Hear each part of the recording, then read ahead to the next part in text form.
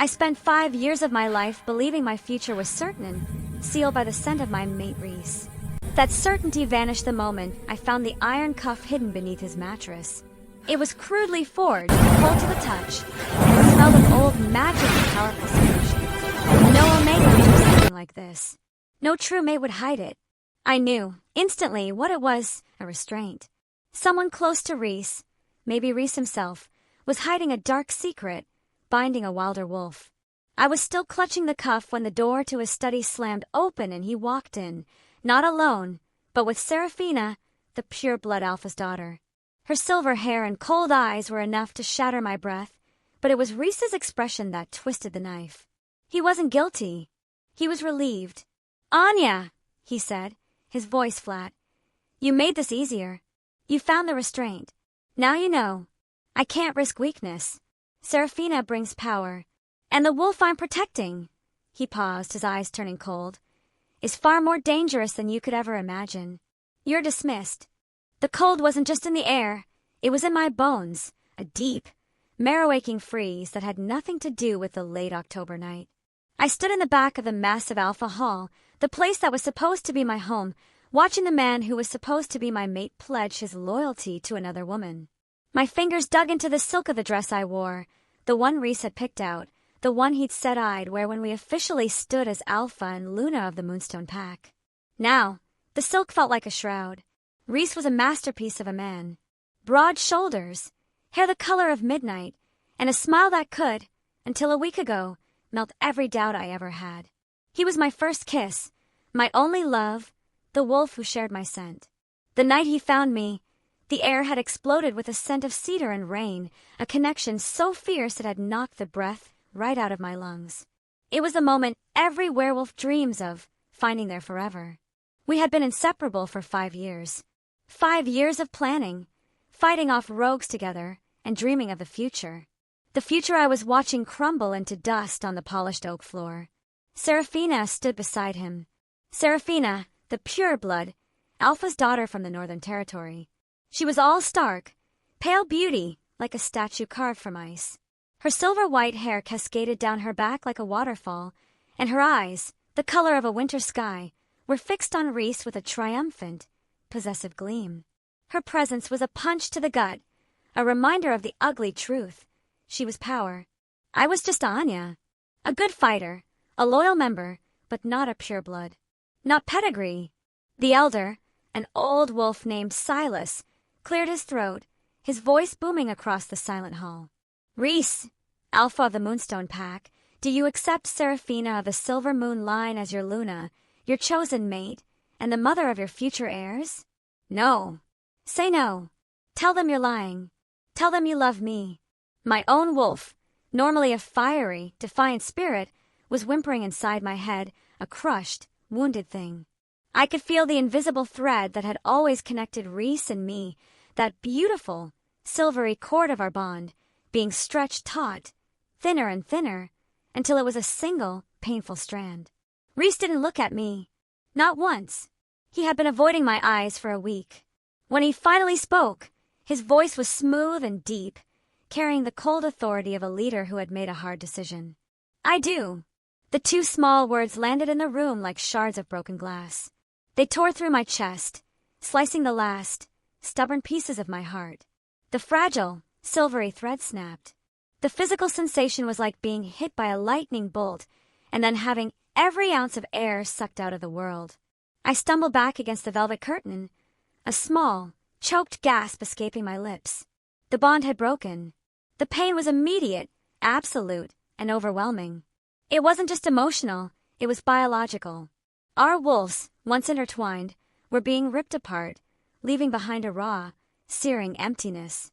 A few heads turned, a pitying glance from an Omega, a cold, indifferent stare from Seraphina's guards. But no one moved to help me. This was the cost of weakness. Rhys placed a heavy, silver collar, the symbol of the Luna, around Seraphina's slender neck. It was the same one he had shown me a month ago, the one he said was meant for me. My vision blurred. I could taste the metallic tang of blood in my mouth from biting down too hard on the inside of my cheek. I needed to leave. I needed to run until the very scent of cedar and rain was a distant, unreachable memory. As Rhys turned to face the cheering crowd, his eyes finally swept over me. For a single, agonizing second, our gazes locked. I saw it, a flicker of guilt, a ghost of regret, quickly masked by the hard, cold alpha resolve he now wore like a shield. He hadn't just broken a promise, he had broken me. He traded my soul for a pedigree, my love for power, my ordinary strength for a pure-blood status. And in that moment, standing alone in the shadows, I realized the full, terrible weight of my new reality. I was packless, mateless, and utterly destroyed. The pain was a living thing, a predator tearing at my insides. I didn't cry. Tears felt too small for this kind of destruction. I just turned, pushing through the heavy hall doors and stepping out into the unforgiving cold, leaving behind the only life I had ever known. I didn't know where I was going, but I knew I was running from the only thing I had ever truly needed. And in the black emptiness of the night, a new, terrible thought took root. He will regret this. I will make him regret this. But first, I just had to survive. I had to survive this broken bond, this absolute betrayal, and the terrifying, empty freedom of being a lone wolf on the run. The road ahead was dark, filled with shadows and the constant, gnawing pain of my wound. I knew I couldn't last long alone. I ran until the Moonstone Packlands were miles behind me, until the ringing of their celebration was replaced by the pounding of my own wounded heart. I collapsed in the deep, freezing forest, curled up in my shift form, a small, dark wolf shaking with silent, inconsolable grief. And as I lay there, waiting for the sun to rise and show me the first day of my desolate new life, a new scent drifted on the wind, a heavy, dark, and dangerous smell. Smoke and old metal. It was the scent of another wolf. An alpha, judging by the raw power thrumming through the air. But something was wrong with him. He was close, and he smelled like he was just as broken as I was. The scent of ash and old iron was a physical weight pressing down on me, heavy and suffocating. It wasn't the clean, sharp smell of a healthy alpha's territory, it was the smell of ruin. It mixed with the raw, agonizing burn in my own chest where my bond with Rhys had been ripped out. I was a small, dark wolf, shivering not just from the cold, but from the spiritual shock of being broken. I needed to move. Staying put meant freezing, or worse, being found by Moonstone Patrol. Rhys might have traded me for a pureblood, but he wouldn't risk having a wounded, rejected she-wolf talking about his choice on his borders. He had to assume I was a threat now. That knowledge was a second, colder knife twist. I pushed my exhausted body up, whimpering low in my throat. Every muscle screamed, not from the run, but from the residual trauma of the snap. The bond break had felt like my very essence was tearing. Shifting back would take energy I didn't have, but I couldn't risk leaving a trail of wolf tracks through the deep woods. With a monumental effort, I forced the shift. Pain, sharp and blinding, clawed through me as fur receded and bones cracked back into human form. I collapsed, naked and gasping, onto the damp earth. My dress was miles back, a foolish piece of silk in a world that had no place for me. I pulled my arms tight around my knees, trying to hold in the residual heat. The scent grew stronger, closer. It was definitely a wolf, and a big one. His power vibrated in the air like a discordant hum, but beneath the raw strength, there was a terrible, deep sadness, an underlying weakness that was utterly unnatural for an alpha. This wasn't a patrol. This was something else. This was trouble. Panic, cold and sharp, cut through my grief. I scrambled to my feet, ignoring the dizziness. The trees ahead were dense, twisted pines, and through them, I saw it, a shadow moving with a dragging limp. I shrank back behind a massive oak, my heart hammering a frantic drumbeat against my ribs. I had no weapon. I had no pack.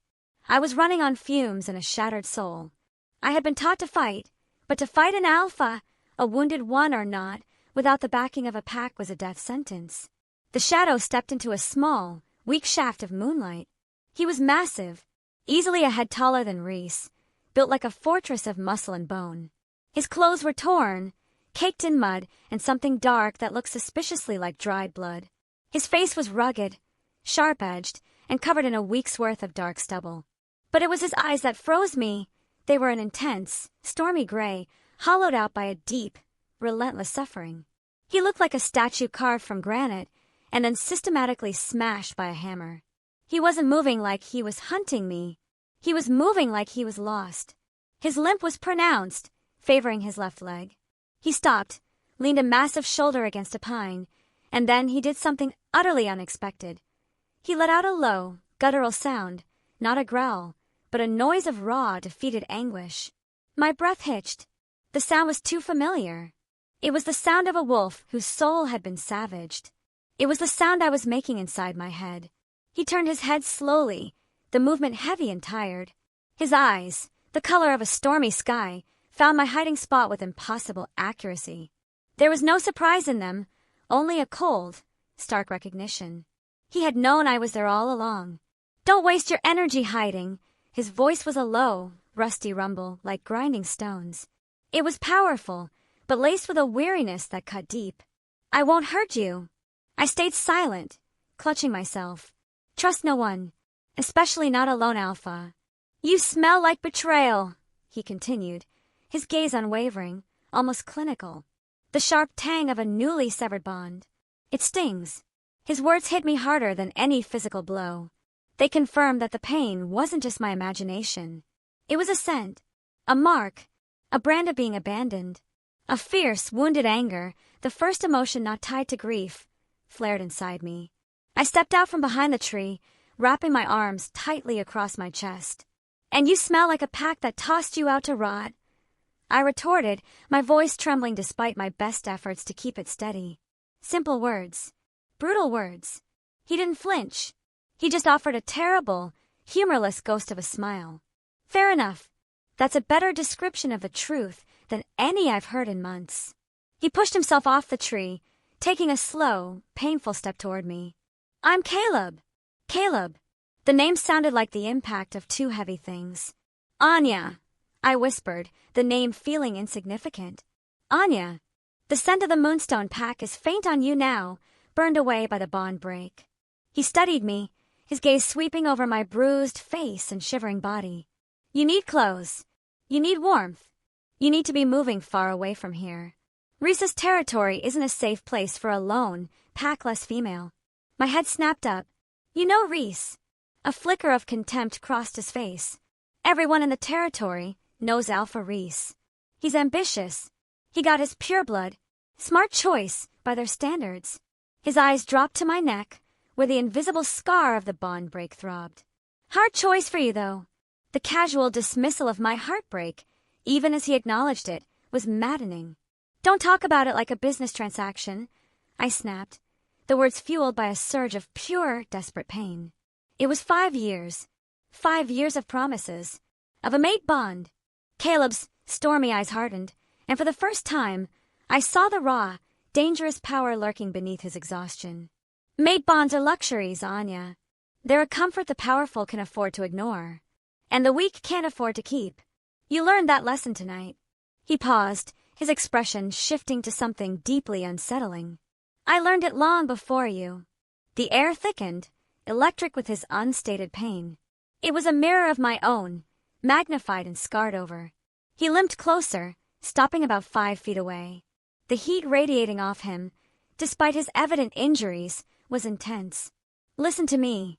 I don't care about Rhys, Seraphina, or your petty pack politics.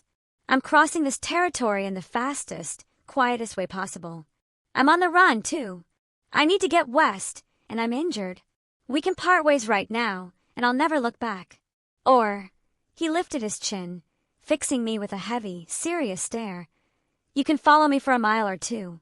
I have a shirt, an old coat, and some supplies stashed a little way up. And I know how to disappear." My rational mind screamed no. He was a lone alpha. Injured, dangerous, and broken. Alphas, even broken ones, were possessive and volatile. But my other mind, the one that was tired of being cold and betrayed, the one that recognized the deep, resonating truth in his pain, hesitated. I looked at the vast, dark woods stretching out around me. Rhys's pack was behind me. Ahead, there was only the cold and the wilderness. I was naked, defenseless, and utterly alone. I would not last the night. Caleb, broken as he was, smelled like a chance. A risky, Terrible chance, but a chance nonetheless. What are you running? He looked away, into the blackness of the trees, a cold, empty look that spoke of unspeakable horrors. Things that make a simple betrayal look like a romantic comedy. He shifted his weight, wincing slightly. Things that will find you, too, if you wander alone, smelling this much like fresh meat. The blunt assessment was horrifying, yet compelling. He wasn't trying to woo me or lie to me. He was offering a terrifying clarity. I took a deep breath, the cold air stinging my lungs. "I'll take the coat," I said, the words a silent pledge to desperation. A muscle ticked in his jaw. He didn't look pleased, but he looked resigned. "Good. Don't fall behind." He turned, not waiting for my confirmation, and began to limp deeper into the woods, his massive frame melting into the shadows. I watched him go for a long moment, a knot of fear and strange, nascent hope twisting in my gut. I had just chosen to throw my shattered life in with a broken alpha whose only defining characteristic was the scent of ash and a deeper pain than my own. I pulled myself together, gathering the last shreds of my dignity, and followed. The first few steps were clumsy, but as I focused on the powerful, unique scent of Caleb, smoke, iron, and that profound sorrow, I found a rhythm. I wasn't running from Rhys anymore. I was following a danger that at least had a direction. We walked in silence for what felt like an hour, the woods growing thicker, the path more treacherous. Caleb was surprisingly quiet, moving with the practiced stealth of a predator, despite his limp. My silence felt heavy, filled with 1,000 things I couldn't say. Did you love her? Did it hurt to break the bond? How did you survive? Finally, he stopped in a small, hidden clearing. The air here was subtly different, shielded from the wind. He pointed to a hollow beneath a cluster of jagged rocks. In there, I hesitated, but the cold was a cruel, insistent master. I ducked down and found a tightly wrapped canvas bundle. Inside, there was a thick, dark, woolen coat, a plain cotton shirt, and a pair of heavy leather boots, all well-worn and smelling faintly of dirt and wood smoke. There was also a small, battered metal flask and a crude, but effective, hunting knife. I quickly pulled on the shirt and the coat. The coat was huge, swallowing my smaller frame, but the warmth was immediate and life-saving. It smelled strongly of him, that pervasive, dark scent of old metal and fire. It was a comfort I shouldn't take, a connection I should fear, but in my broken state, it felt like an armor. When I emerged, Caleb was sitting on a fallen log, his back toward me, focused on tending to his leg. He had pulled up his torn pants, revealing an angry, deep gash just above his ankle. It was infected, swollen, and looked impossibly painful. He was cleaning it with a rag dipped in something sharp-smelling, probably cheap disinfectant or strong alcohol. I approached cautiously. "That's a bad wound, Caleb. You're favoring it too much. It's slowing you down." He didn't turn. "It'll hold. I've had worse." "That's a lie," I stated simply. "Infection like that, especially in a wolf, can lead to blood poisoning. You need to drain it properly, clean it with fire, and get stitches." He paused in his self-torture, his broad shoulders tensing. "I don't have time for fire and stitches, Anya. I need to be gone before morning." "You won't make it to morning moving at this pace," I argued, the healer instinct I had developed in the Moonstone pack overriding my fear. "You can't outrun anyone, and you'll leave a clear, slow trail for the rogues or the patrols." I knelt down, not touching him, but getting a better look at the injury. The flesh around the wound was hot and dark. It needed attention now. He finally turned, his gray eyes blazing with a mixture of pain and frustration. "You think you can fix me?" he challenged, his voice dangerously low. "You can't even fix yourself, little wolf." The brutal honesty stung, but I pushed the pain down. "I can clean a wound, Caleb. I know what an infected bite looks like. 5 years as Rhys's mate-to-be meant I was in charge of the infirmary. I know what I'm doing." I reached into the canvas bag and pulled out the knife he had stashed. It was heavy, the steel dull but sharp. "Give me the flask," I commanded, my voice surprisingly steady. He hesitated, a deep, primal distrust in his eyes. To give a weapon and a weakness to a stranger, especially a female wolf, went against every alpha instinct. But I held his gaze, and he saw not a threat, but a reflection of his own desperation. He saw confidence in my focus, not cunning. With a heavy sigh that sounded like it cost him a great deal, he pulled the metal flask from his coat pocket and tossed it to me. I caught it smoothly. It was filled with cheap, high-proof whiskey. Perfect. This is going to hurt, I warned him, opening the flask. Like hell, he agreed. I ignored his pain-filled eyes and got to work.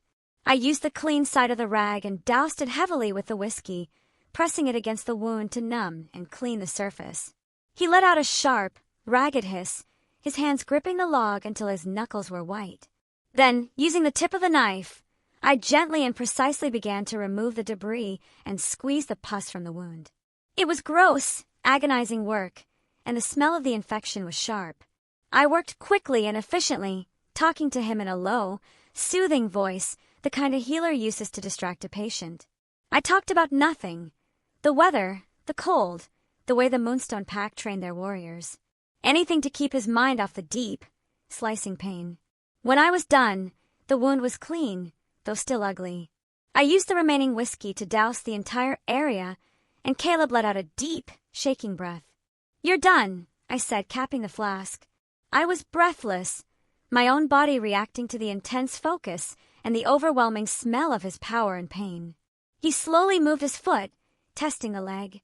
The tension was still there, but the raw, throbbing pressure had eased. He looked at me, truly looked at me, with an intensity that made the hair on my arm stand up. "Thank you, Anya," he said, the words simple but delivered with a rare, profound sincerity. I shrugged, pulling the large coat tighter around me. "We're not even yet. I still owe you a mile of safe passage in this coat." He leaned back, his eyes narrowing slightly, studying my face in the faint moonlight. "I'm not doing this out of the goodness of my heart. I'm doing this because I'm injured and I need a medic to get me where I'm going, and you were conveniently thrown in my path. I won't lie to you. My past is worse than yours. My enemies are stronger than yours. You don't want to be near me." His honesty was brutal, a shield against any expectation of romance or comfort.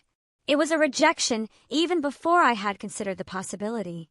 Yet, it was the first honest communication I'd had in a week, and oddly, it was a balm to my broken soul. "And you don't want to be alone and bleeding out in the woods," I countered, standing up. "I'm not looking for a mate, Caleb. I'm looking for a place where I don't have to smell Rhys and his pure-blood Luna on the wind. For now, a mile of safety and a decent coat is payment enough." Now, I looked west, toward the deeper wilderness. "Where are we going?" He stared at me for a long moment, the gray of his eyes flickering with an emotion I couldn't quite decipher, a mix of surprise, warning, and reluctant acceptance. He then pushed himself up, his weight still favoring his right leg, but his stance was now firmer. "West," he rumbled, his voice regaining some of its alpha authority. "To the Deadwood territory. And from here on out, Anya, you don't talk unless it's a whisper. You don't ask questions about the past. And you follow my lead. This isn't a pack. It's a temporary truce." He turned and began to walk, his limp still present, but less desperate. I followed, the heavy scent of his coat and his brokenness now my only guide in the pitch-black, menacing forest. The night was cold, but the internal fire of my betrayal, now mixed with the low, steady thrum of fear and focus, was enough to keep me moving forward, step by step, into the uncertain future. My heart might have been shattered by Rhys, but with Caleb, the broken alpha, I felt a new, terrifying tension bloom, the tension of a wounded animal clinging to the only chance of survival, no matter how dangerous the protector. It was a trade of one kind of danger for a completely different and infinitely more dark kind. I had been betrayed by the man who was meant to be my salvation. Now, I had claimed a temporary refuge with a man who was already a wreck. And the path ahead felt less like running and more like falling. We walked for the rest of the night. The journey wasn't a peaceful trek through the woods. It was a desperate, silent scramble through thickets, over slick rocks, and across icy streams. Caleb's presence was a dual force, a protective shield against the outside world and a constant, vibrating threat to me. He moved with a brutal efficiency, never wasting a step, never offering a word. The air around him was heavy with that scent, smoke, iron, and the deep, cold despair of a life thrown away. It was a dark counterpoint to my own internal chaos. Where my pain was fresh and bleeding, his was old, calcified, and infinitely more dangerous. The coat was my only comfort. It was too big, smelling of him, of dirt, and faint, dried pine sap. But it was warm, and it was the only thing standing between me and the freezing pre-dawn air. I focused on the heat, focused on the steady, slightly uneven cadence of his footsteps, and tried to ignore the searing ache of my broken bond. As the first faint gray light bled through the trees, Caleb abruptly stopped, raising a hand. I froze instantly. The lesson from my 5 years with Rhys, that alpha gestures are absolute commands, was still wired into my reflexes. He lowered his head, his nostrils flaring, testing the air. His gaze was fixed on a point far behind us, toward the east, toward the Moonstone territory. "What is it?" I whispered, my heart giving a sickening lurch. "Rhys's patrol." "Not patrol," he grunted, his voice a low vibration that seemed to move through the ground. "Something else. Something that shouldn't be this far west this early." His eyes, in the gathering light, looked even more hollowed out. There was a twitch in his jaw, a sign of banked fury or intense fear. I couldn't tell which. He smelled it again, and this time I caught a faint, metallic tang on the wind, something sharp, unnatural, and sickly sweet. "What is that smell?" I asked, scrunching my nose. "Blood and ozone," Caleb muttered, his voice laced with venom. "Rogues, but not the usual dumb, hungry kind. These ones are hunting, and they're close enough to pick up our trail." The fear was immediate and cold. Standard rogues were dangerous, but they usually skulked at the edges of territories, too cowardly to cross alpha lines. These wolves were deep into what was technically still Moonstone land, meaning they were either suicidal or part of a calculated, organized group. Caleb turned, his eyes briefly sweeping over my small, tired frame. "We need to get underground. Now." He abandoned the direct path we had been following and plunged into a dense thicket of thorny bushes and low-hanging branches, pushing them aside with a disregard for his own already tattered clothing. I followed, keeping tight to his shadow, the adrenaline cutting through my exhaustion. He led me to a narrow gap between two colossal granite boulders, hidden almost completely by a curtain of heavy ivy. He ducked into the opening, and I followed, slipping through the tight space. We emerged into a small, dry cave, barely large enough for 2 people to sit. It was dark, smelling faintly of dry earth and pine needles. Caleb sank to the floor, leaning his heavy back against the stone wall, his breathing ragged. He was pushing his injured leg too hard. "Sit! Be silent!" he commanded, pulling a small, battered silver chain from inside his shirt. It held a single, dark stone, smooth and polished. He placed the stone on the ground near the cave opening, muttering something too low for me to catch. "What was that?" I asked, settling myself carefully on the opposite wall, trying to make myself small. "A ward," he explained, without looking at me. "It won't stop them, but it'll confuse the scent. They'll have to get practically on top of us to find the entrance." The gravity of the situation slammed into me. We weren't just running from Rhys. We were running from a credible, immediate, lethal threat. The thought of facing organized rogues, especially now, with my internal reserves depleted, made me want to curl up and weep. I took a shaky breath, forcing myself to be useful. "Your leg. It's bleeding again. You need to rest the wound." Caleb finally met my gaze, the gray intensity of his eyes holding a profound fatigue. "I know, Anya, but we have a few hours, maybe, until they catch up to the scent. I need to be ready. You need to be conscious," I argued, my voice firm despite the fear. I reached for the flask and his knife, which I had kept in the coat pocket. "We need to clean this again and wrap it tightly. You can't afford to tear those stitches." "Stitches?" He raised an eyebrow, a sardonic twist to his lips. "You going to stitch me with pine needles?" "No," I said, already stripping the torn cloth from his leg. The wound looked angry, but the aggressive cleaning from the night before had halted the worst of the infection. "But I can use the edge of your coat, which is strong, and some pine pitch as a crude antiseptic." He watched me work, his silence heavier than any conversation. I tore a clean strip from the inside hem of the massive woolen coat and used a piece of dried wood I found on the cave floor to collect some sticky pitch from a nearby pine root. I mixed the pitch with a few drops of the whiskey, to thin it and help sterilize it, and applied the crude paste to the gash. It was basic, rudimentary healing, but it was better than nothing. As I worked, kneeling close to him in the oppressive closeness of the cave, the full measure of his alpha presence pressed in on me. His muscles were rigid beneath my fingers, his scent filling the small space. There was a raw, undeniable power to him, a core strength that hadn't been broken by his pain. It was the kind of presence that should have felt like safety, like the promise of a mate, but with Caleb, it felt like a cage. When I was finished, I wrapped the wound tightly with the remaining cloth. "Keep your weight off it for the next few hours," I instructed, tucking the edge of the bandage in place. He nodded, a brief, sharp movement. "You're a healer, then," he observed, his eyes still studying me. "I was going to be a Luna," I corrected, the bitterness inescapable in my voice. "A Luna needs to know first aid, diplomacy, and how to track. Rhys taught me everything he thought I'd need. Except," I added, my voice dropping, "how to compete with a pure-blood dowry."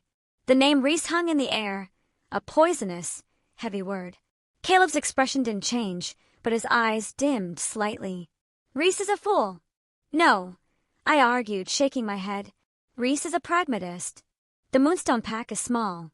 He needs allies, strong bloodlines for his heirs, and a Luna that can stand against the rising tide of whatever it is you're running from." I looked at him, the silence between us deepening. The betrayal was still a raw, open wound, but talking about it, laying it out in the cold logic of pack politics, felt almost therapeutic. "So, tell me," I pressed, the question I'd been holding back all night finally escaping. "You knew Rhys was ambitious. You saw him toss me aside for power. What price did you pay?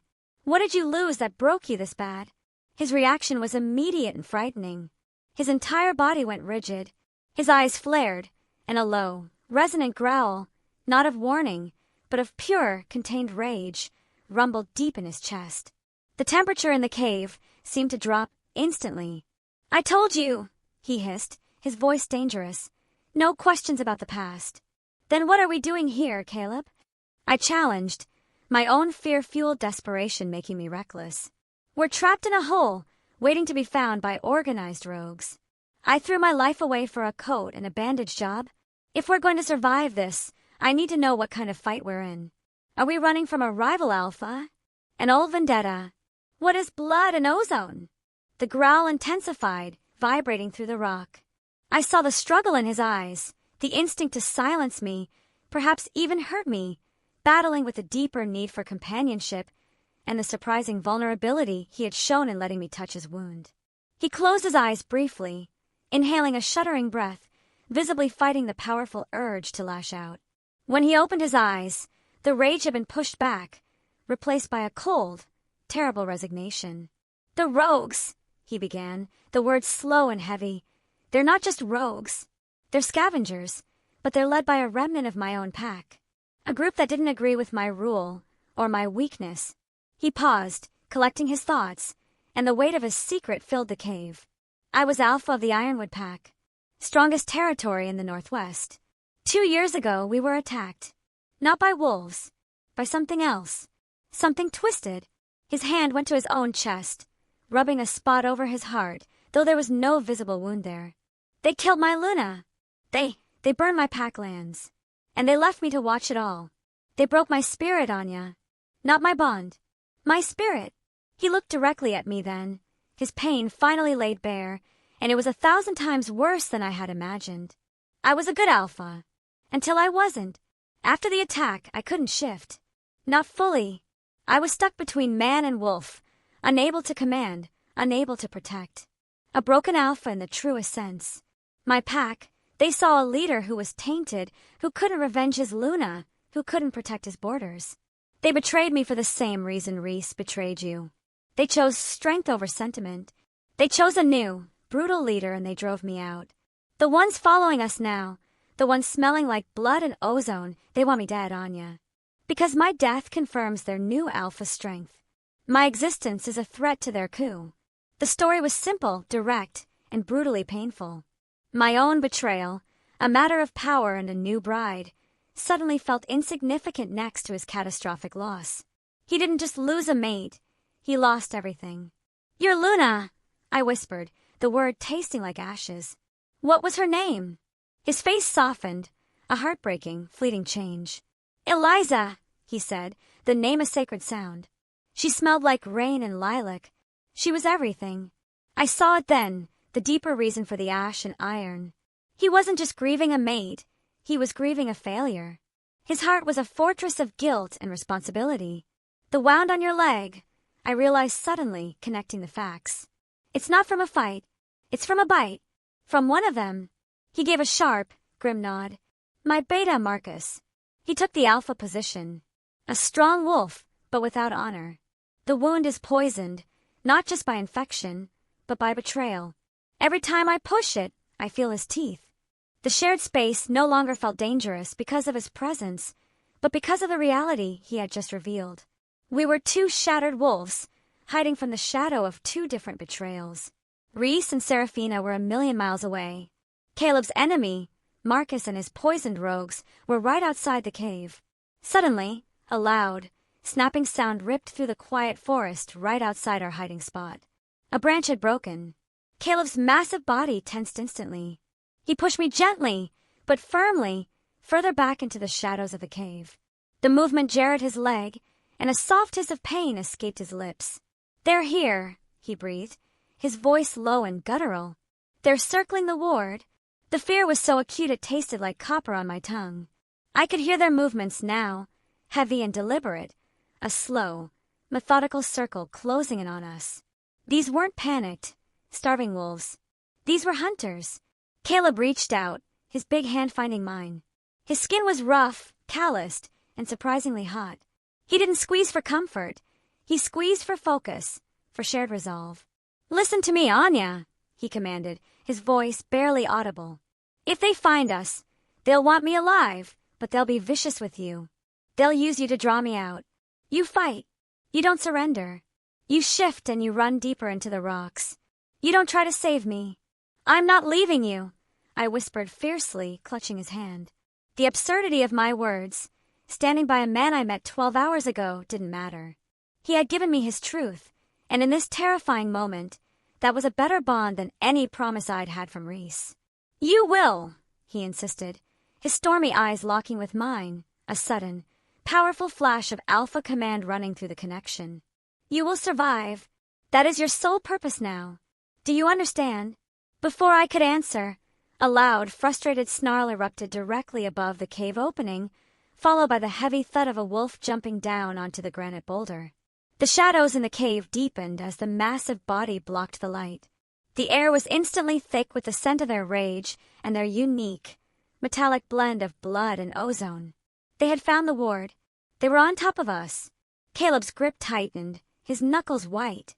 I could feel the powerful tension coiling in his chest, the wolf inside him straining to fight, even with his broken spirit and poisoned leg. In the sudden, terrifying silence, I saw the raw, beautiful, broken heart of the alpha who had lost everything. And in that instant, a ferocious, protective impulse, not romantic, but purely primal, surged through me. I looked at the ground, at the loose rocks and dirt. I reached for the knife in my pocket, the one he had given me. There was no running now, only fighting, and I would not let the broken alpha, who saved me from the cold, die alone. The silence lasted only a breath, a terrible moment of tension before the storm broke. The wolf snarling above us was massive. I could feel the granite dust showering down as its claws scraped the rock. A low, mocking voice, rough and venomous, drifted down from the blocked entrance. "Caleb, my old alpha, I knew you couldn't run far, not with that limp. You smell like a rotting coward and fresh fear. The pack sends its regards." The voice belonged to Marcus, Caleb's treacherous beta. Caleb shoved me hard, forcing me to flatten against the damp back wall. "Anya, now! Shift! Run the side gap. Don't look back!" But it was already too late. I heard the sharp crack of a silver ward stone being crushed. The ivy and loose rocks covering the entrance were ripped away, and a massive, muddy gray wolf's muzzle, drooling with hunger and rage, filled the opening. The air rushed out of my lungs. The wolf couldn't fit its whole body in the gap, but its head and shoulders were already forcing their way through. Its eyes, yellow and glittering with feral malice, fixed solely on Caleb. Caleb didn't hesitate. He let go of my hand, giving a guttural, half-wolf roar of pure challenge, a sound of raw, uncontained alpha fury that shook the small cave. He didn't shift. He couldn't. His body was too broken, his wolf too contained by the spiritual injury. He stayed human, but he was no less deadly. He surged forward, ignoring the fire in his leg, and slammed his heavy shoulder against the gray wolf's muzzle just as it lunged for him. The impact was sickeningly loud, followed by a surprised yelp from the rogue. The wolf's teeth scraped Caleb's forearm, tearing through the thin shirt, but the force of the blow kept the wolf from getting a killing grip. "Get back!" Caleb yelled, his voice strained with effort. He was strong, but pinned by the awkward angle in his injured leg. He was fighting human to wolf, a battle he couldn't win for long. My mind cleared with terrifying speed. Rhys had trained me in close-quarters combat, but that training was predicated on the ability to shift. I couldn't risk the energy drain of a partial shift. My wolf was still too damaged by the bond break. No shift.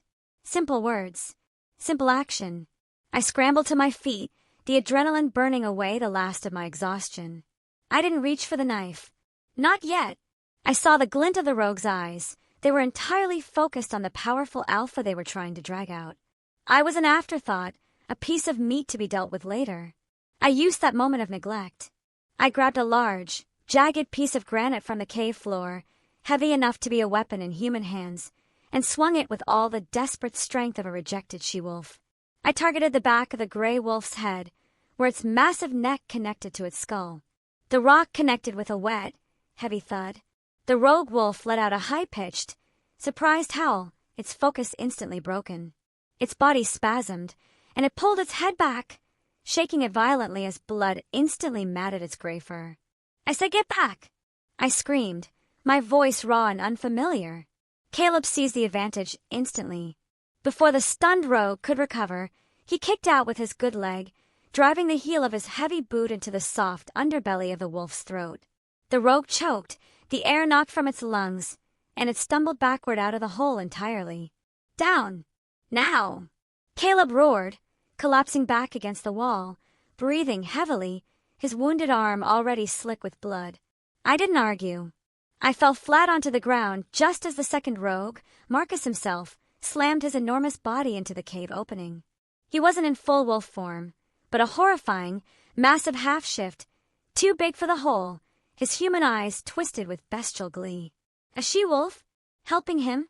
How pathetic, Caleb! Marcus's voice was a ragged snarl, a mockery of a human sound. "She won't save you." Marcus tried to force his way in, his immense chest pushing the boulders apart. The crack of the granite straining was deafening. Caleb's eyes locked with mine, and I saw a flicker of something new, a desperate need that wasn't just about survival. "The knife! Anya!" he gasped, his breath labored. The leather binding on my left wrist. "Tear it off!" I fumbled for the knife and found his wrist. It was secured by a thick, dark leather band that looked ordinary but felt oddly solid. My fingers were slick with the blood from his arm, but I used the knife to saw frantically at the binding. As I did, Marcus's voice boomed.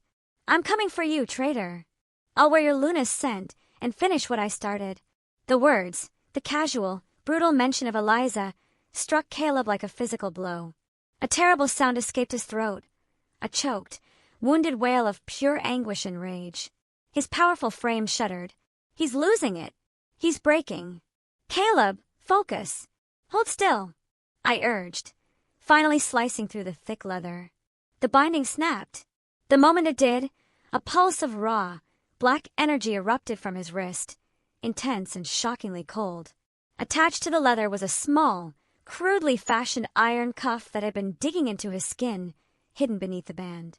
As the leather broke, the iron cuff clattered to the floor, instantly losing its dark charge. Caleb roared again, but this time it was different. It wasn't the sound of anguish, but the sound of something terrible and caged being released. The air in the cave crackled.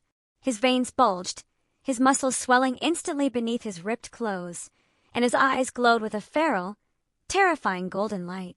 The iron cuff, it had been a restraint. Something to suppress his wolf. He had been broken, not just by guilt, but by magic. Marcus, still struggling to force his way into the hole, suddenly screamed, a sound of pure fear, and scrambled back. The seal! You broke the seal! Marcus shrieked. You don't have the strength to hold it, traitor. It will kill you! Caleb didn't answer. He was no longer looking at Marcus. He was looking at his own hands, which were shaking uncontrollably, his skin radiating unnatural heat. Anya, get behind me! He growled, the voice thick, inhuman, barely his own. I didn't move. I saw the pure, uncontained force of his suppressed alpha rising, a terrifying power that threatened to consume him. The fight was over, but the danger was just beginning. The breaking of the seal had been a desperate, last-ditch attempt to win. I knew, with sudden, crystal clarity, that this was the weakness his pack had used against him. The magic, the inability to control his full power after his trauma. You can't hold it, Caleb. You'll burn yourself out. I yelled, reaching out to him. He was trembling, sweat pouring off his skin. I just need enough to drive them back. He lunged back toward the cave entrance, but he moved too fast, too violently for his injured leg. He put his full weight on the poison gash. A gasp of agonizing pain ripped through his powerful snarl, and he stumbled, his moment of advantage lost. Marcus, seeing the hesitation, the failure of his rival's broken body, laughed, a sickening, triumphant sound. See, Anya? He's garbage. He can't even stand. Marcus plunged his massive, clawed arm through the hole, blindly raking the floor to drag Caleb out. I acted on pure instinct, forgetting my fatigue, my injury, my own broken wolf. I wasn't fighting as a wolf, or even a warrior. I was fighting as a protective animal, desperate to save the only person who hadn't walked away from me. I dropped my body low, twisting around Caleb's legs. I grabbed the iron cuff that lay on the floor and shoved it into the dirt. Then, I used his hip as leverage and shoved the heavy, jagged piece of granite I had used earlier into his hand. Focus on the pain, Caleb. Don't let the power drown you. I shouted into his ear, wrapping my arms tightly around his waist, grounding him with my presence, ignoring the sizzling heat of his unstable power. He gripped the rock, his body still shaking, but the contact of my small, human hands on his skin seemed to tether him slightly. The golden glow in his eyes dimmed, just enough to see the stormy gray underneath. Marcus's clawed hand found Caleb's jacket, ripping the cloth. Caleb didn't fight back with his hands. He used his voice. He took a staggering, deep breath and unleashed the full, unadulterated force of his alpha command. It wasn't a growl. It was a resonant, vibrating roar. The purest, most potent expression of dominance and rage I had ever heard. It sounded like the earth splitting open. The sound wave hit the cave walls, echoing and magnifying. The sheer, untainted power of the alpha command, even with his broken spirit, was too much for Marcus. The alpha voice is built into the biology of every shifter. It demands immediate, primal submission. Marcus screamed a second time, a high, panicked sound, and violently wrenched his body out of the cave entrance, scrambling backward.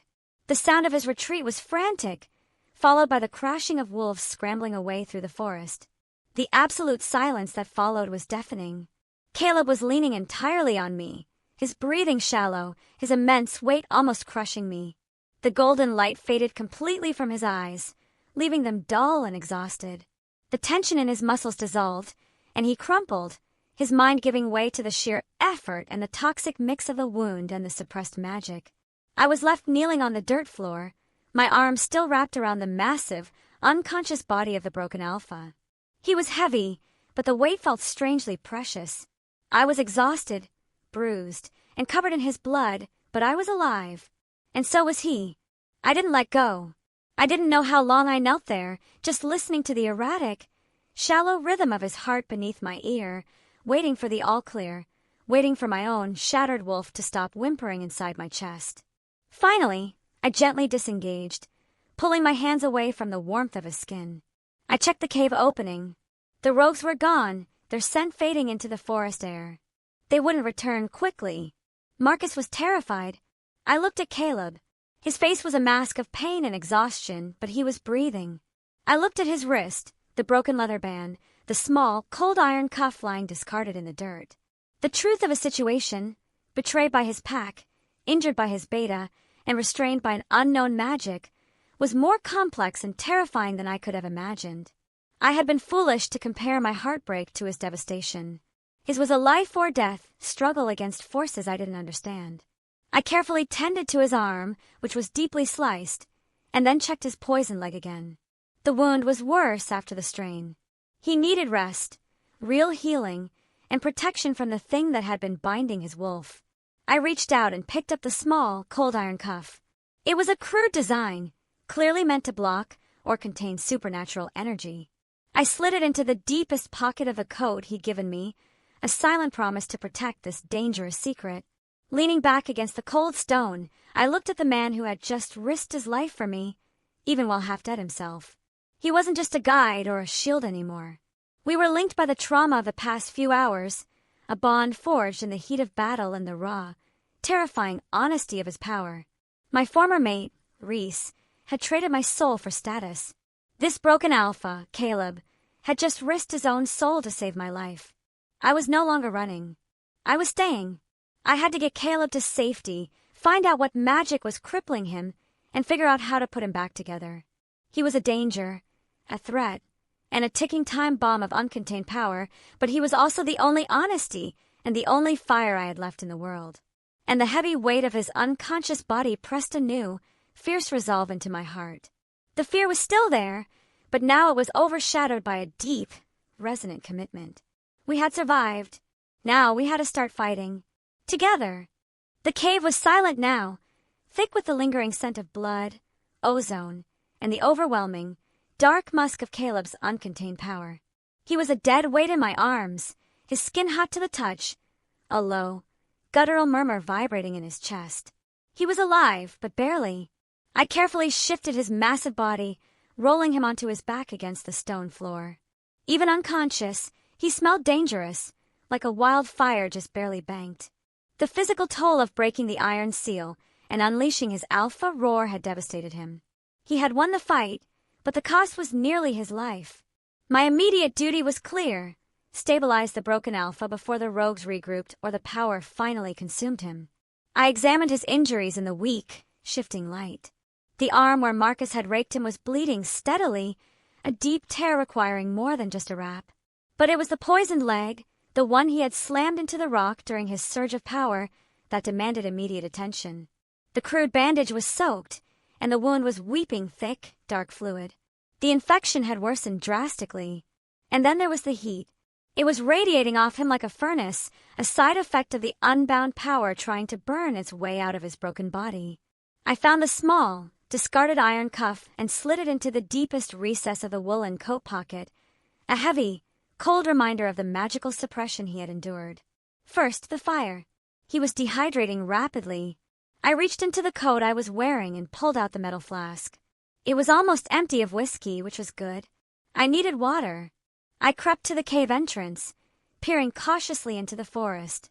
The sun was higher now, filtering gold through the canopy. The rogues were gone, their terror of Caleb's alpha voice overriding their hunger for revenge. I could hear the faint, comforting sound of a stream nearby. I ran. Not in my wolf form. I didn't dare shift, but with a desperate human speed. I found the stream, ice cold and clear. I filled the flask and, remembering the lessons Rhys's Omega healer had taught me, I soaked my torn shirt in the water. I returned to the cave and started working. I pushed the fear and the exhaustion deep down, focusing only on the simple, immediate task. I stripped his coat and shirt off, revealing a broad, scarred chest. The scars weren't from battle. They were thin, rope-like lines that webbed across his ribs. They looked old, but sinister. Another puzzle piece of his torment. I began sponging his scorching skin with the cold water. The contrast made him hiss once, a low, animalistic sound, but he didn't wake. I worked slowly, methodically, focusing on his neck, his fevered brow, and his chest. The proximity was intense, suffocating. He was magnificent, even in ruin. His muscles were corded and powerful, a testament to his strength, but his breathing was rough, his pulse rapid and frantic. The scent of him, smoke, iron, and that terrifying, primal alpha musk, filled my head, bypassing my broken senses and reaching something deep and instinctual. This is a patient. He is wounded. You are his healer. Nothing else. I repeated the mantra over and over, trying to hold the line between doctor and desperate, rejected she-wolf. But it was hard. My hands were on his skin, pressing, cooling, tending. And his scent, the dark, grounded smell of him, was the only thing that managed to distract the deep, constant throb of my own broken heart. For the first time since Rhys's betrayal, I wasn't thinking about him. I was thinking about Caleb. When his temperature finally began to drop, I moved to his leg. I knew I couldn't cut away the poisoned flesh, but I had to draw the infection out. I used the last of the whiskey to sterilize the blade of his knife, and then, with a trembling hand, I made small, shallow incisions around the main bite wound, slicing just enough to encourage it to bleed and drain the toxic pus. It was brutal, painful work, and I had to bite my own lip hard to keep from crying out. I wiped the wounds clean with the last of the pitch, and then wrapped the leg tightly with a fresh piece of cloth, this time from the cleanest part of my skirt. I looked at him then, truly looked at the man I had just fought beside and fought for. He was lying utterly helpless, dependent on me, the packless, rejected she-wolf, for his life. Rhys had wanted me for my loyalty and my lineage. Caleb just needed me. I noticed something else then, something I hadn't seen when I was stitching him earlier. Below the network of rope-like scars on his sternum was a faint, circular scar, perfectly centered. It looked like a branding mark, or the site of an old, deep magical trauma. I reached out a finger, tracing the smooth, cool skin. As my finger passed over the scar, Caleb gasped, his body arching violently off the floor. His eyes snapped open, blazing gold, the uncontained power surging again. He wasn't looking at me. His gaze was vacant, fixed on some internal horror. He started to thrash, fighting an invisible enemy. "Eliza! No! Get away from her!" he roared, his powerful voice echoing in the cave. "Marcus! You son of a—" He was reliving his trauma. His wolf was fighting the memory of the attack and his Luna's death.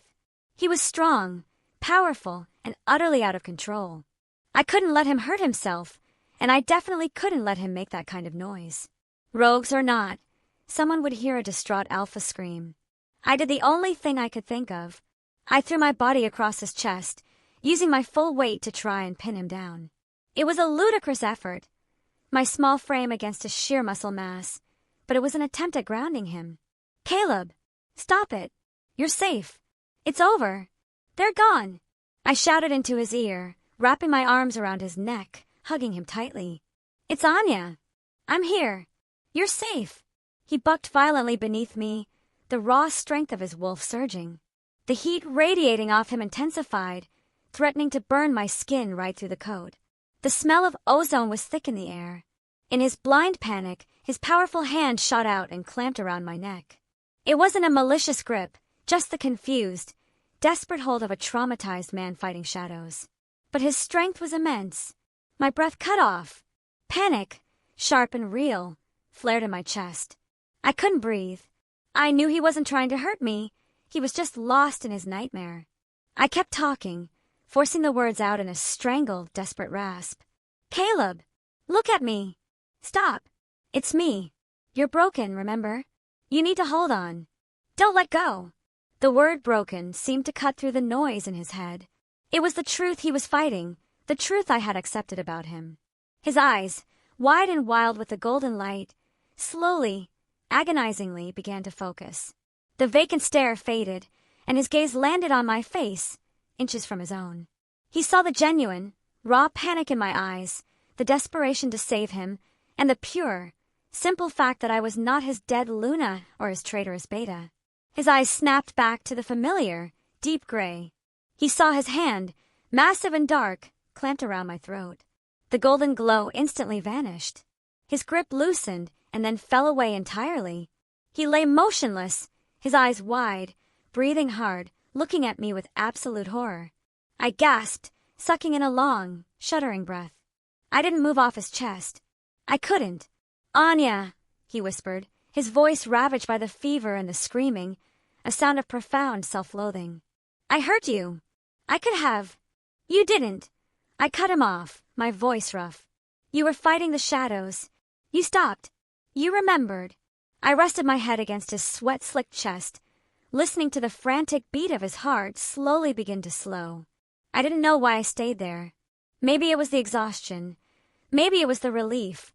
Or maybe it was the simple, undeniable fact that two broken things fit together better than one whole one.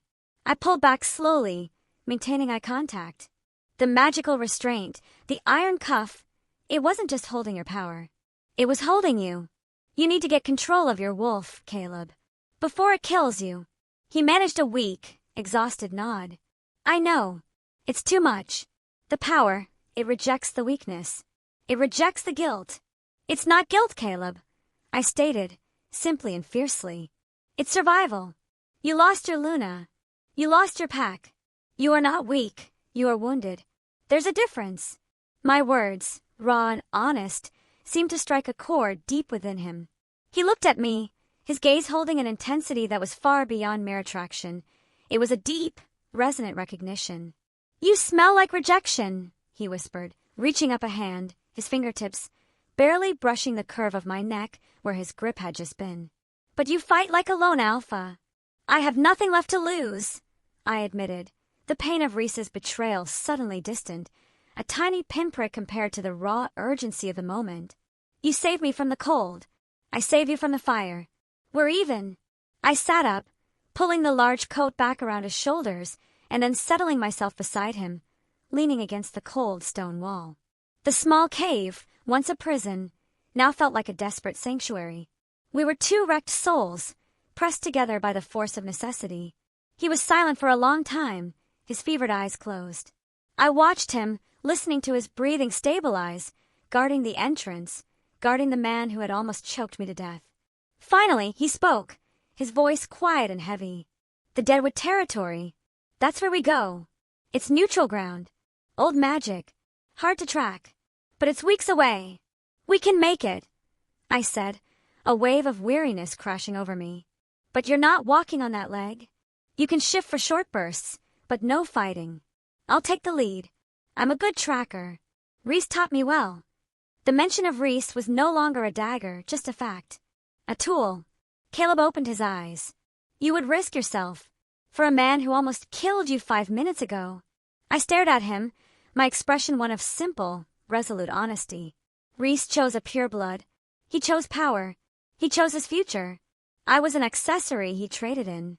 You chose to save me, even when your own life was in ruin. That is a bond, Caleb. A temporary, terrified, broken bond. But it's mine, and I'm keeping it. A faint, tired smile, the first I had ever seen, touched the corners of his lips. It was a glimpse of the man he might have been, the alpha he was meant to be. Anya, he murmured, his voice laced with reluctant respect. Then we move at nightfall. Until then, we rest. And you stay close, to keep the wolf grounded. I nodded, pulling the heavy coat over his chest. I settled into the quiet, dark space beside him, the scent of his pain and his strength washing over me.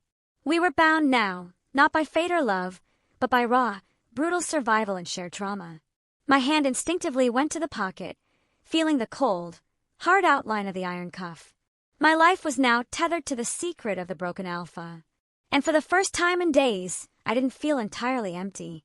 I felt terrified, yes, but also fiercely, resolutely needed.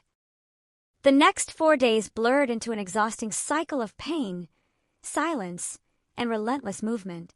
We traveled only under the deep cover of night, conserving our energy and avoiding the watchful eyes of any lingering patrols or the scent hounds of Marcus's rogues. Our existence was reduced to simple, brutal tasks. Walk until our muscles seized, hide in caves or dense thickets until sunset, and repeat. Caleb was still fighting the poison in his leg and the fire in his blood. He could manage short, powerful shifts. His full alpha wolf form was a terrifying, magnificent shadow of black and gold, but any prolonged transformation risked triggering the uncontrollable power surge that breaking the iron seal had caused. So, for most of the journey, I was the scout and the tracker. My small size, once a point of shame and a reason for Rhys's dismissal, was now an advantage. I could move silently and squeeze into hidden crevices where Caleb's huge frame couldn't fit. I moved ahead, checking scents, clearing the path, and finding the cleanest water sources. The tracking skills Rhys had taught me to be his Luna were now saving the life of the broken alpha who had been his enemy. It was a cold irony, and I clung to it. The daily routine built a strange, intense intimacy. We barely spoke, yet we communicated constantly. A brush of his hand against my back to guide me past a sharp drop. A soft, low whistle from me to signal that the path ahead was clear. The shared warmth of the oversized coat when we huddled together for a few hours of uneasy rest. That was the hardest part, the enforced proximity. We had to conserve heat. In the dark, cramped spaces, Caleb's body was a furnace, and mine was small enough to fit perfectly into the curve of his uninjured side. The scent of smoke and iron was my lullaby, a heavy, powerful aroma that smelled less like fear now and more like a rugged, dark safety. He never touched me for comfort, only necessity.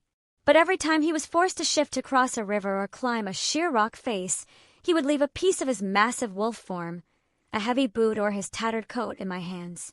The trust was absolute. He was utterly vulnerable with me. The alpha, who terrified others, was entirely reliant on my competence. That reliance was a heavy, exhilarating weight. On the 5th night, we were moving through a stretch of high, craggy mountains. The air was thin and biting. Caleb was struggling badly. The exhaustion had caught up to him, and the poison was raging again, making him stagger. "Stop," I ordered quietly, placing a firm hand on his massive forearm. He tried to shake me off. "No, we can't stop. The pass is only an hour ahead. We rest there. You'll collapse before then," I countered, pulling him toward a sheltered recess beneath an overhanging rock. "Look at you, Caleb. Your eyes are glazed over. You're burning up." I forced him to sit, stripping the bandage off his leg. The wound was angry, swollen, and pulsating with fever. My crude incisions had done their job to drain the initial poison, but the root of the infection was too deep for pine pitch and whiskey. I pressed my palm against his fevered forehead. "You need to shift, Caleb. You need to let your wolf fight this from the inside. The human body can't handle this level of toxin." He clenched his jaw, the muscle ticking violently. "I told you, Anya. I can't. The moment I let go, the surge comes. And then I can't stop the power. I'll start screaming, drawing them in. I might hurt you." The memory of his hand on my throat, the golden flash in his eyes, was a raw cord of terror between us. "Then you'll shift halfway," I stated, pulling out his knife. "Just enough to let the healing start. And I will hold you down. I did it before, I'll do it again. I will be your tether." His eyes, full of pain and resistance, fixed on mine. "You don't understand the power, Anya. It's not a gentle wave. It's a hammer blow. It could shatter your spirit." "My spirit is already shattered, Caleb," I said, a rare piece of my own profound pain escaping, simple and sharp. "Rhys made sure of that. I have nothing left to protect but you. And the cold, hard fact that I am not ready to die. So you either trust me to hold you together, or you die of fever in this rock hole, and I starve trying to drag your body across the mountains. Which is it?" It was a cold challenge, a desperate, simple ultimatum. And it was exactly what the alpha needed to hear, a direct order with a clear consequence. He let out a ragged sigh, a sound of profound defeat and reluctant trust. "Fine, but if I lose control, you use the iron. Hit me with the cuff. It'll suppress the alpha force long enough for me to wrestle it back." I nodded, my hand going to my pocket, touching the cold, metallic curve of the iron cuff. It was a terrifying weapon, but a necessary one.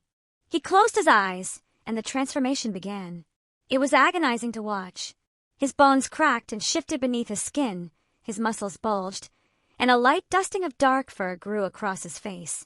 But he stopped himself, holding his form at a horrifying, unstable hybrid, too wolf to be human, too human to be fully functional. His teeth were long and sharp, his ears pointed, and his hands were massive paws covered in black fur. The golden light flickered violently in his eyes. The heat intensified immediately, and with it, the suppressed power surged. He began to shake, his whole body seized by a raw, internal battle. The scent of ozone was so thick it made my head spin. "Hold it, Caleb! Hold the line!" I gripped his massive shoulders with all my strength. His eyes snapped to mine. They were full of terror, pain, and the wild, Chaotic power that wanted to break free and destroy everything. "It hurts," he roared, the sound distorted, half human, half beast. "I know it hurts," I shouted back, pressing my face close to his, focusing every ounce of my will into his raging eyes. "But you are stronger than the pain. You are Caleb. You are an alpha. You are a protector. Don't let the guilt win. Don't let Marcus win." I held him, talking to him, my words simple anchors in his storm. I talked about Eliza, reminding him of her scent, not her death. I talked about the rogues we escaped. I talked about the long, cold road ahead. I talked about everything but the betrayal, everything but the sheer impossibility of our situation. The minutes stretched into an eternity. He bucked and thrashed, and I clung on, my arms aching, my own spirit straining against the force of his unleashed power. I was his grounding rod, absorbing the chaotic energy, forcing him to focus his consciousness on my small, warm body. Slowly, agonizingly, the thrashing subsided. The golden glow in his eyes receded, and the fur on his face softened, pulling back. He was still in the half-shift, but the violent tension had left him. He was breathing in deep, shuddering gasps. The first thing he did was reach down and use his human-again fingers to touch my face. "Anya," he whispered, a sound of absolute, grateful exhaustion. "You are not broken." I collapsed back, my own energy spent. "Yes, I am," I contradicted, gasping. "But a broken shield is better than no shield at all. Now, focus the healing." He nodded, and for the next hour, he sat in that painful half-shift, using the enhanced physiology of his wolf to fight the poison. I cleaned the wound again, marveling at the speed with which the wolf's power was flushing the dark infection and knitting the torn flesh. It was a terrifying, beautiful display of raw, natural power. When he finally forced the shift back to fully human form, he was soaked in sweat, utterly drained, but the fever had broken, and the wound, while still angry, was visibly better. He was healing. He looked at me with an intensity that burned through my exhaustion. He didn't thank me. He didn't need to. The gratitude was a heavy, warm presence in the cave. "We need to move," he said, his voice stronger now. "We're close to the pass, and I smell something ahead. Not the rogues, but something old. Something neutral. The border of Deadwood." I nodded, pulling myself to my feet. I was aching, bruised, and emotionally raw, but I felt a new strength in my core. I hadn't just survived a fight. I had helped stabilize a dangerously powerful, broken alpha. My own worth, shattered by Rhys, was slowly being rebuilt by the simple, undeniable fact of my usefulness to Caleb. We moved out, Caleb now leaning less on his injured leg, his pace quicker. As we reached the crest of the mountain pass, the trees opened up and the world changed. Below us, stretching into the dark distance, was the Deadwood territory. It wasn't like the lush, green forests of Moonstone. It was a vast, sprawling landscape of gnarled, ancient trees, silver in the moonlight, silent and unnerving. It smelled like dry earth, deep magic, and total isolation. "The packed territories end here," Caleb explained, his voice low.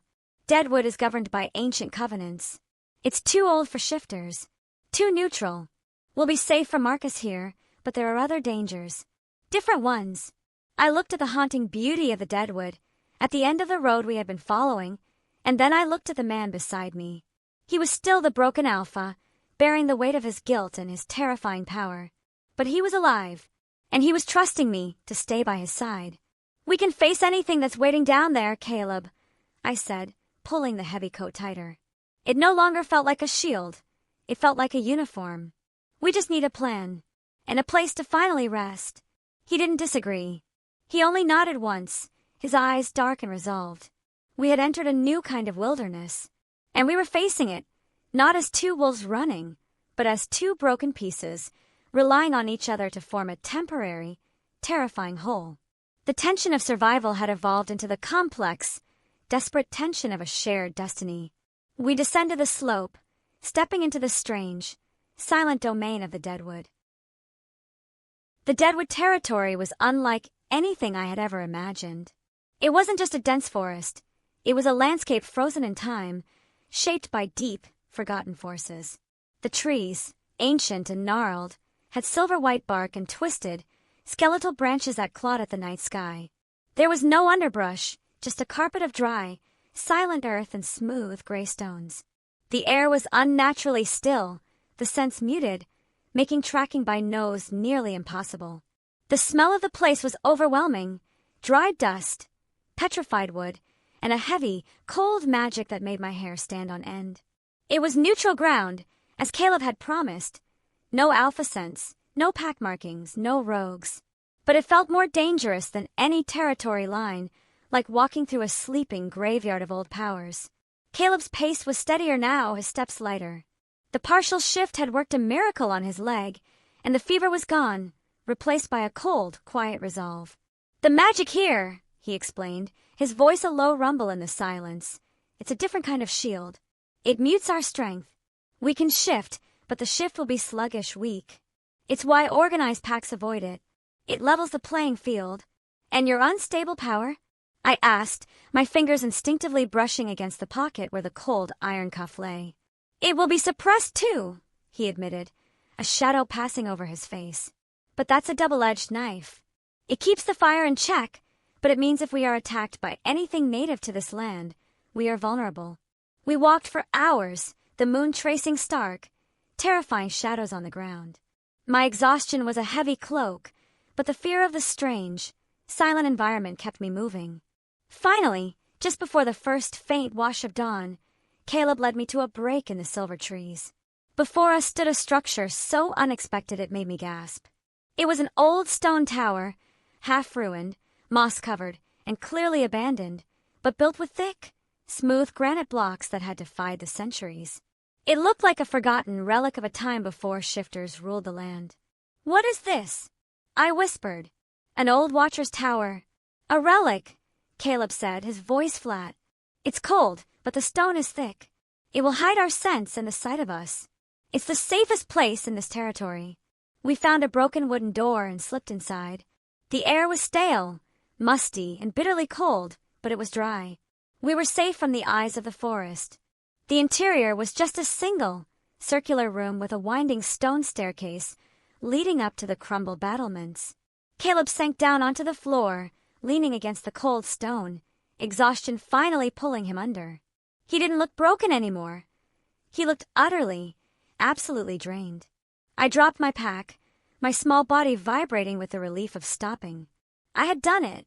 I had gotten the broken alpha to safety. I didn't waste time. I gathered what little we had, 2 cracked biscuits and a handful of dried berries I had foraged, and gave half to Caleb. He ate mechanically, his eyes distant.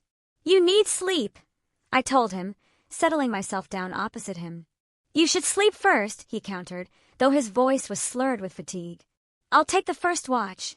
"We've been surviving on short bursts for days, Caleb," I argued simply. "We'll take a short rest now, together. A 2-hour deep sleep, then we watch. I'm too tired to be an effective watchman anyway." He didn't fight me.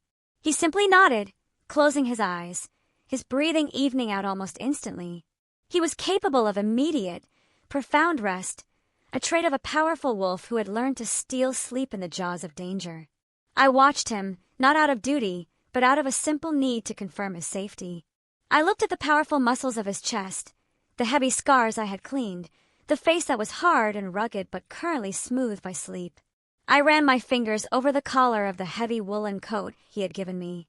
It still smelled of smoke and iron, but now, beneath those heavy, desolate scents, I noticed a subtle, softer layer, the scent of raw pine and dried mud. My scent. Our scents were mingling, becoming a single, cohesive smell of desperation and shared struggle.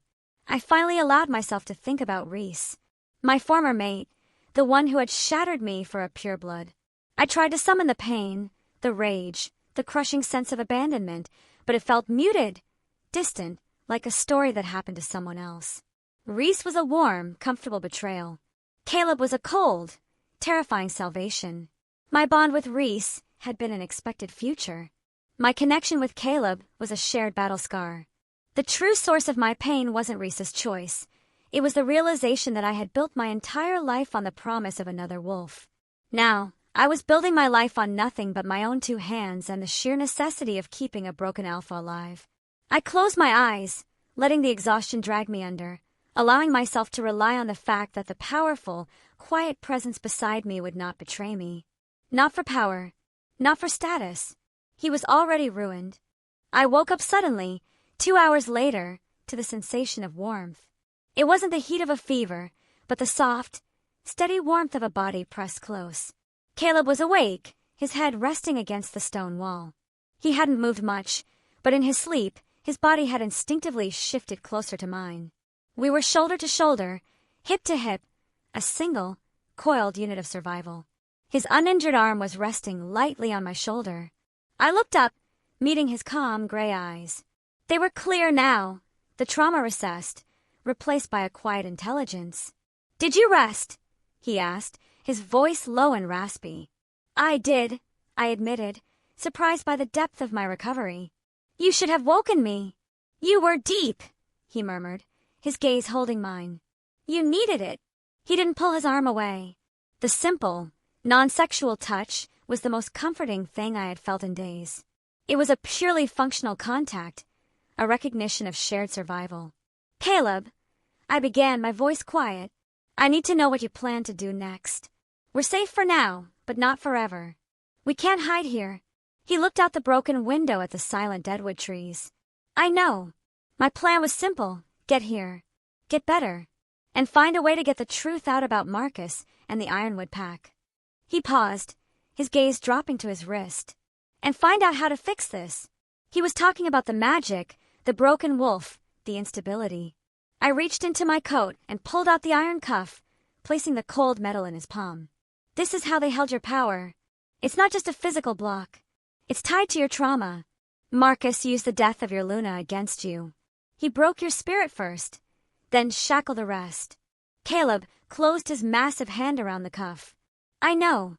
The moment I lost Eliza, my control fractured. It's the guilt. I couldn't protect her. The power knows it, and it wants to punish me. Then we fight the guilt," I declared simply, looking at him with resolute clarity. "We don't try to fix the wolf. We fix the human who blames himself. You are a great alpha, Caleb." The power recognized that even when it was breaking you. Your roar scared Marcus away even when your spirit was shattered. I took his free hand, my small one resting in his rough palm. I wasn't scared of his power anymore. I was terrified of his resignation. "We stay here for 2 weeks," I stated, my voice firm. "We heal your leg completely. I forage. You train your wolf to obey, piece by piece. You learn to control that surge without the cuff. We'll use this neutral magic to stabilize you. We don't run anymore, Caleb. We prepare. We learn how to win." He stared at our joined hands, his scarred and powerful, mine small and determined. He wasn't looking at me like a potential Luna or even a temporary lover. He was looking at me like an unexpected, necessary partner. A slow, profound realization settled over me, quiet and deep. I had been betrayed by my mate, Rhys, because I wasn't powerful enough, because I wasn't pure. But Caleb, the broken alpha who had nothing left but his honesty and his rage, had claimed a piece of my soul, not with a fated bond or a declaration of love, but with simple trust and shared danger. He had given me a purpose greater than crying over a man who didn't want me. His thumb moved slightly, a small, warm pressure against the back of my hand. "A training exercise, then," Caleb finally agreed, a deep resonance returning to his voice.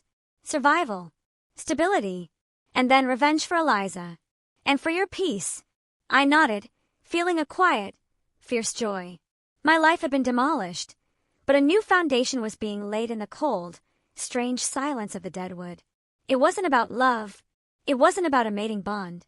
It was about shared survival, mutual respect, and a profound, terrifying need. I pulled my hand away, stood up, and looked out the window at the quiet, magical forest. The sun was rising now, painting the silver trees with a cold, pale light. "Good," I said, a slight, determined smile touching my lips. "Then I go forage for 2 hours. You rest. And when I get back, we start. We will not be broken any longer, Caleb. We will be forged." I turned, leaving the broken alpha in the cold stone sanctuary. I was alone in the Deadwood, but for the first time since the night of the betrayal, I didn't feel lost. I felt focused. I felt fierce. I was no longer Anya, the rejected mate. I was Anya, the anchor, the healer, the co-survivor, moving forward on her own 2 feet, ready to face whatever new dangers this fierce, dark world held for me and the powerful, deeply wounded man who had claimed my life. The story was just beginning. 2 weeks later, the stone tower was our fortress, and the Deadwood was our harsh teacher. We had established a routine built on cold practicality and fierce concentration. Caleb's leg was healing. The bite wound was now a thick, red scar, a brutal memento of Marcus's betrayal. His internal wound, the struggle with his suppressed power, was harder to mend. We spent hours every day in the deepest part of the tower, where the ancient magic was strongest, forcing his wolf to surface in controlled, painful bursts. I was always his anchor. I used my simple, firm voice and the constant physical pressure of my body to keep the golden, destructive light of his power from consuming him. The effort was exhausting, leaving me weak and trembling, but every time I pulled him back from the brink, the bond of our shared trauma grew tighter. He was teaching me to fight without shifting, relying on human speed and wit. I was teaching him to breathe, to trust his instincts over his guilt. We were 2 broken wolves, becoming 2 sharp, formidable weapons. One cold afternoon, Caleb was sitting by the fire pit we'd built, carving a new handle for his hunting knife. I was cleaning the small, cold iron cuff. "You need to keep that with you," he said, not looking up. "You're the only one who can stop me if I lose the fight." I gripped the cold metal. "I know.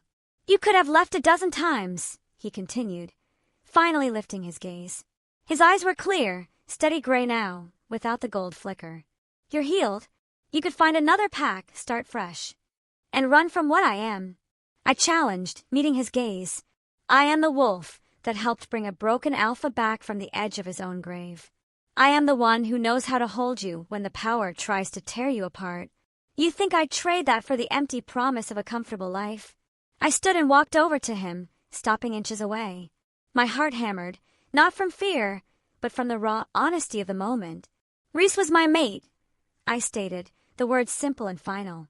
"But you, Caleb, you are my purpose. We are bound by fire now, not fate." He didn't move, but the temperature in the room seemed to rise. His large, rough hand reached out, not to touch me, but to lift my chin, his callous thumb brushing my jaw. It was a gesture of alpha possessiveness, but also profound respect. "My pack will not accept you," he warned, his voice a low, heavy rumble. "They will see you as a danger, a weakness. They want strength. They want a Luna who can command." I didn't flinch. I let my eyes hold his. "Then we don't go back to your pack, Caleb. We build our own strength. We go after Marcus. We expose him, not for revenge, but for the safety of the territory." I reached out and placed my hand over his chest, over the center where the branding scar lay, where his spirit had been broken. "We are stronger together, Caleb. A whole alpha and a whole mate could never survive what we have. But 2 broken wolves, bound by the desire for justice and the knowledge of pain, we are unbreakable." Caleb's eyes darkened, filled with a dangerous, hungry promise that was not about love, but about a shared, consuming future. His thumb traced the curve of my neck again, right over the spot where his hand had nearly choked me. This time, the gesture was deliberate. He finally spoke, his voice deep, final, and utterly authoritative. "Then we move at the end of the week. Not to reclaim my pack, but to raise the ruins and build something new." He pulled me forward, the contact immediate, intense, and inevitable. "We are going to war, Anya. And you are my weapon, my anchor, and my shield." He didn't kiss me. Not yet. The tension of what was yet to come, the battle, the revenge, the true nature of our powerful, broken bond, was the real force holding us together. But his eyes, dark and stormy gray, made a silent promise. "When this is over, we will claim what we have forged." The scent of smoke and iron was now the scent of my home. My mate betrayed me for a pure blood, but a broken alpha had claimed my soul, not with a bond, but with a battle. And our war for salvation was just beginning.